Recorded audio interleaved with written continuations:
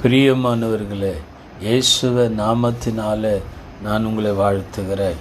இந்த கால வேளையில் கூட பரிசுத்த ஆவியானவர் நம்மளை பார்த்து ஒரு வார்த்தையோடு கூட பேசுகிறார். யோபு எழுதின புஸ்தகம் 8ஆம் அதிகாரம் 7வது வசனம். உம்முடைய துவக்கம் அற்பமாயிருந்தாலும் உம்முடைய முடிவு சம்பூர்ணமாயிருக்கும். நம்முடைய வாழ்க்கையை தொடங்கினவோ, நம்முடைய பிஸ்னஸை தொடங்கினவோ, நம்முடைய வாழ்க்கையில் நடந்த எல்லா காரியமும் அற்பமாய் பேசப்பட்டிருக்கலாம்.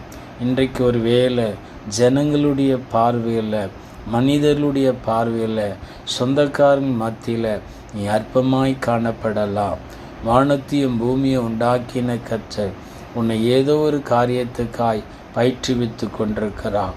இப்போ உடைக்கப்படுகிற நீ உன்னை கொண்டு பல்லாயிரம் ஜனங்களை தேற்றப்பட போகிறார்கள். உடைக்கப்படுகிற ஒரு பாத்திரத்தை கொண்டு தான் தேவன் அற்புதங்கள் செய்ய முடியும். நான் இன்றைக்கு எல்லாராலும் அற்பமாய் பேசப்படுகிறேன் என்று சொல்லி கலங்கியிருக்கிற உங்களை பார்த்து சொல்லுகிறார். உங்களுடைய துவக்கம் அற்பமாயிருந்தாலும் முடிவு சம்பூர்ணமாக இருக்கும். சம்பூர்ணமான ஆசீர்வாதம் உங்களை தேடி வரும். இந்த காலை வேளையில் இயேசுவ நாமத்தினால நான் உங்களை வாழ்த்துகிறேன்.